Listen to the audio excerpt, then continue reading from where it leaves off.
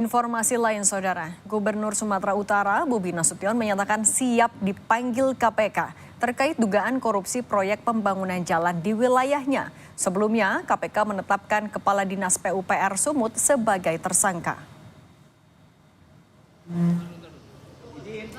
Ditemui di kantor pemerintah Provinsi Sumatera Utara, Bobi menyampaikan jika proses hukum harus tetap berjalan, dirinya akan siap jika nantinya dipanggil dan diperiksa terkait aliran dana.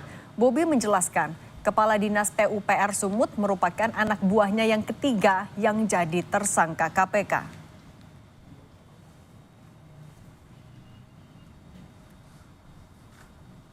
Ya, namanya proses hukum ya kita bersedia saja ya. Itu bersedia saja. Apalagi kalau tadi katanya ada aliran uang.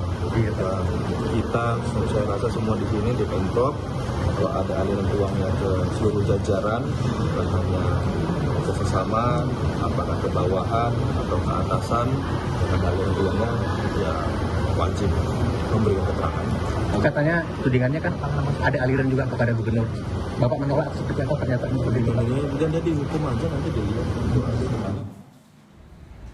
Pasca penangkapan Kadis PUPR Provinsi Sumatera Utara oleh KPK, sejumlah papan bunga terpasang di Jalan Karya Wisata Medan. Papan bunga dipasang sejak pagi sebagai ungkapan dukungan kepada KPK yang telah menangkap Topan Obaja Putra Ginting. Saat ini belum diketahui pihak mana yang mengirim papan bunga itu, namun papan nama terus memenuhi Taman Kota Cadika, Jalan Karya Wisata Medan.